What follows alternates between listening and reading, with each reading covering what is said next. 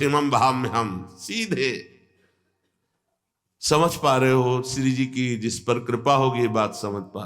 एक बार बरसाने में जब परिक्रमा हुई थी तब भी यही शब्द कहे थे कि सुन रहे हो आप, लेकिन पकड़ वही पाएगा जिसे श्री जी की असीम कृपा है। ये बार बार वृंदावन की महिमा गान जो कर रहे हैं, प्रियाजू की महिमा गान कर रहे हैं, केवल एक लक्ष्य है आपका समर्पण हो जाना, बस। साधना का परम फल है समर्पण, और समर्पण के बाद पाई रस भक्ति गूढ़ जुग जुग जग। इसीलिए साधनाभिमानी को झांकने को भी नहीं मिलता ये शब्द, पाई रस भक्ति गूढ़ जुग जुग जग, दुर्लभ भाव इंद्रादि विधिम, ब्रह्मा देवराज इंद्र महादेव जी, इनके लिए भी जो दुर्लभ है वो प्रियाजू रस प्रदान करती है। कहीं आज तक नहीं पड़ा कि महादेव जी पत्रावलिम रचे तुम कुचयो कपोले, कभी नहीं। नारद जी कभी नहीं प्रगट में, ब्रह्मा जी कभी नहीं। एक रात्रि के लिए महादेव जी गोपी बनकर ब्रज लीला के रास में प्रवेश पाया है, लेकिन निकुंज बिहारिनी जी के समीप बैठकर ये कभी चरणों में महावर रचने, कहीं समस्त ग्रंथ पढ़ के देख ले, कहीं नहीं आप पाएंगे। इसीलिए के पाई रस भक्ति गूढ़ जुग जुग जग, दुर्लभ भव इंद्रादि विधिम।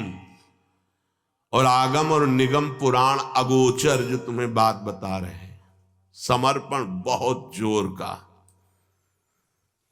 इसमें बहुत मस्ती होती है।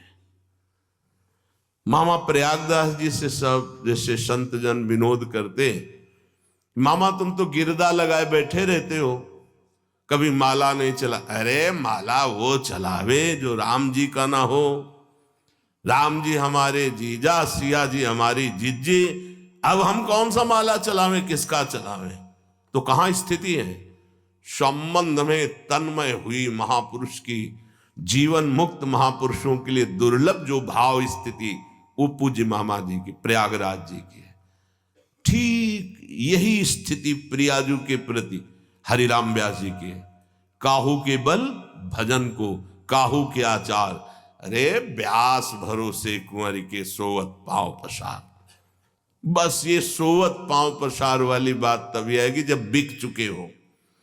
थोड़ा भी बकाया तो हमारा सत्संग सुन के तुम्हारे अंदर हलचल पैदा हो जाएगी, और जब सत्संग सुनने के बाद भी हलचल न पैदा हो, ज्यों का त्यों वैसे ही हमारे माई श्यामाजू को राज, हर सिद्धांत की पूर्णता तुम्हारी लाडली जू के गोरे चरणान।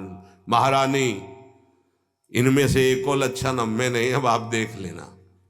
बस ये समझो तुम बिक चुके हो, और तुम बिक चुके हो तो वहीं पहुंचोगे जहां हित सजनी जू है, वहीं पहुंचोगे जहां स्वामी हरदास जी हैं। पक्का मान लो, बिल्कुल हृदय की बात कह रहा हूं, अगर पकड़ पाओ तो पकड़ पाओ।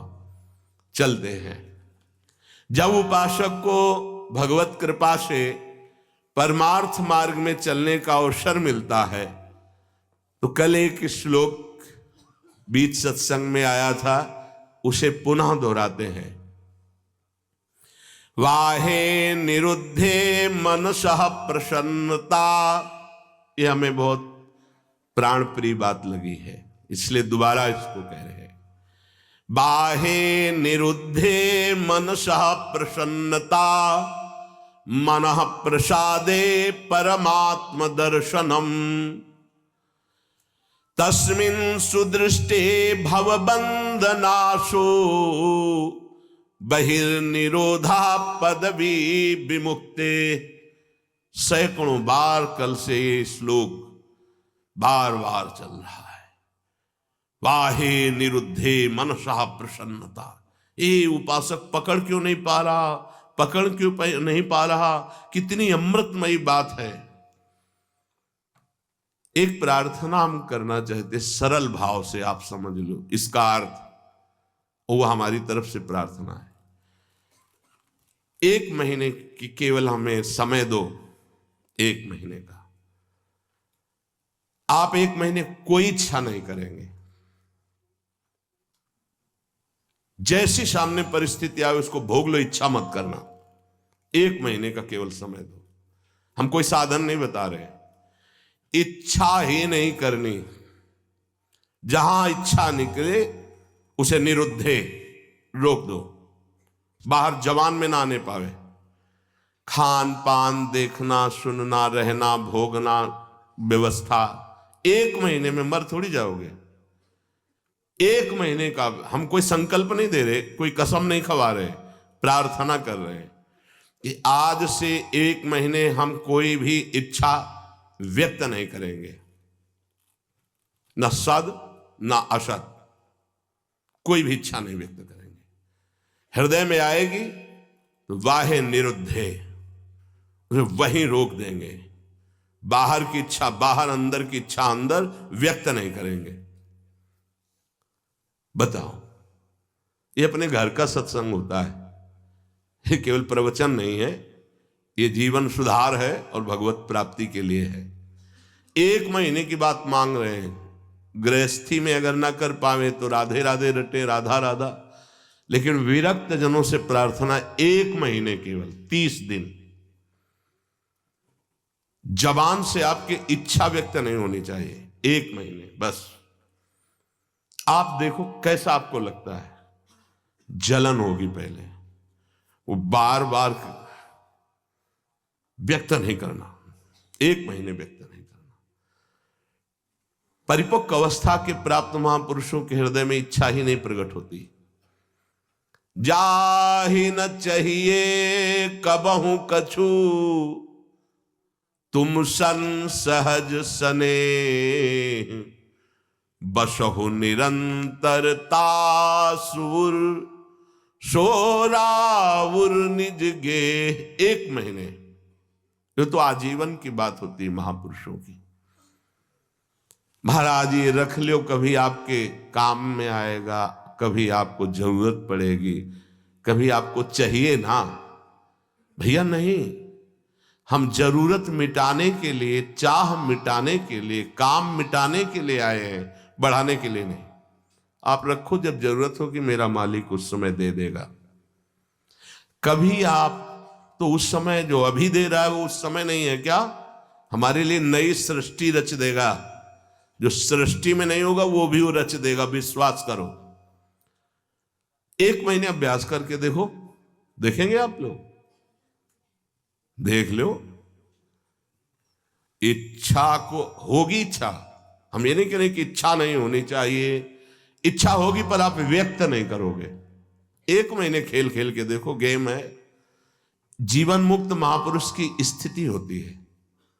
देखो एक आपको कथा सुनाते हैं। श्रीमन माधवेंद्र पुरी जी महाराज बहुत बड़े महाभागवत हुए हैं, चैतन्य महाप्रभु के चरित्र में आते हैं। ईश्वरपुरी जी के गुरु श्रीमन माधवेंद्र पुरी, ईश्वरपुरी जी महाप्रभु चैतन्य देव के प्रथम गुरुदेव थे। फिर सन्यास के गुरुदेव भारती जी महाराज हुए। तो श्रीमन माधवेंद्र पुरी जी महाराज जब क्षीर चोरा गोपीनाथ जी जो कहे जाते हैं, गोपीनाथ जी के दर्शन करने गए तो वहां शयन के समय कुल्हड़ में बड़ा ही पवित्र और स्वाद युक्त खीर का भोग लगता था। जब ये महिमा सुनी खीर की और भोग लगता देखा तो उनके अंदर इच्छा हुई कि अगर एक कुल्हड़ प्रसादी मिल जाए तो स्वाद लेके हम देख लेंगे कि प्रभु को ऐसा खीर का यहां भोग लगता है तो अपने ठाकुर जी को ऐसा ही खीर का भोग लगाएंगे। जो ही इच्छा जागृत हुई, जलन पैदा हुआ। अरे इच्छा कैसे जागृत हो गई? तो अंदर से विवेक कार्य कर रहा है, बचाने का जलन। ये तो प्रभु के भोग के लिए इच्छा, फिर भी इच्छा कैसे हुई कि मुझे एक कुल्हड़ मिल जाए? तुरंत प्रणाम किया और वहां से चल दिए। अब रात्रि का समय आ रहा था तो उसी गांव के किनारे एक वृक्ष के नीचे बार बार ये प्रश्न मन से, तूने इच्छा क्यों कर ली?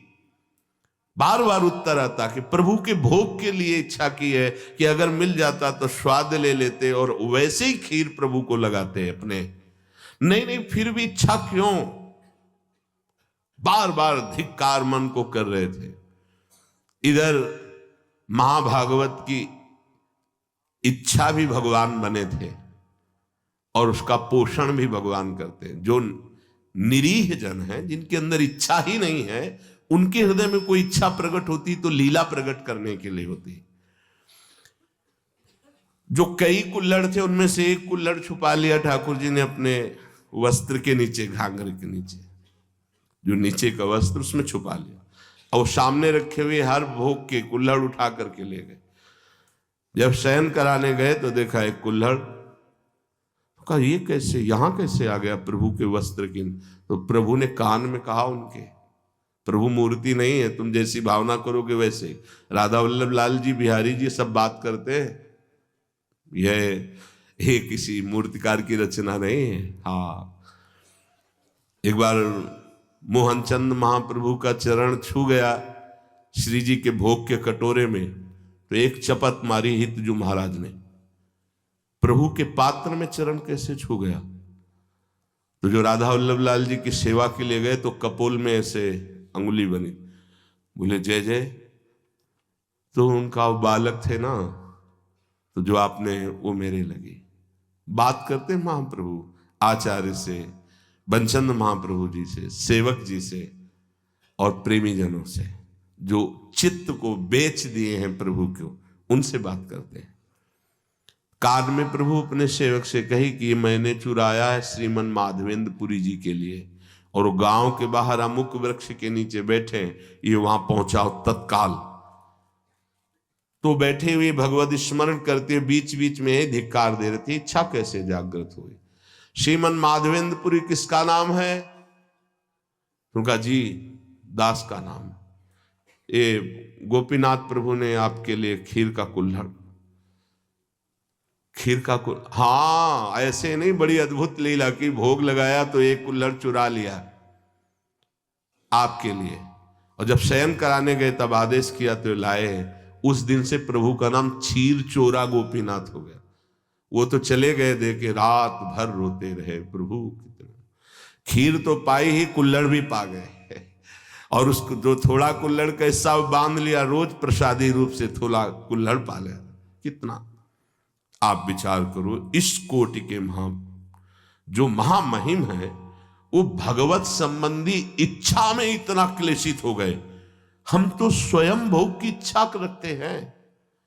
हम कौन से साधक हैं, कौन से महात्मा हैं, किस मार्ग के पथिक? जरा सिद्धांत को समझो, यहां इच्छाओं का तो जाल लगा हुआ है, और परमार्थ का स्वरूप क्या है? बाहे निरुद्धे, बाह्य रोक दो उस इच्छा को। कोई भी इच्छा हृदय में अपना स्थान न बनाने पावे। मनसः प्रसन्नता, तो आपके मन में अखंड प्रसन्नता जागृत होगी। और मनः प्रसादे परमात्म दर्शनम, जब हम बाह्य विषयों का सेवन करते हैं तो मन खिन्न रहता है, नवीन नवीन विषय भोगने के लिए मन में जलन होती, वही विषयों की तरफ आकर्षित करता है, फिर वही जलाता है, वही संकल्प विकल्प कराता है, थोड़ी देर जलाने के बाद फिर उसी भोग की लालसा करता है। बड़ा बाहे निरुद्धे, रोक दो उसको। देखो इसमें विवेक बल काम करता है। अगर आप सत्संग सुन रहे हैं, शास्त्र स्वाध्याय करते हैं, नाम जप करते हैं, सेवा करते हैं संतों की, ठाकुर जी की, तो आपका विवेक प्रबल हो जाएगा, वो रोक देगा। कितना आनंद! कल से इस श्लोक का चिंतन चल रहा है। इतना कोई इच्छा ही नहीं करनी भाई। ये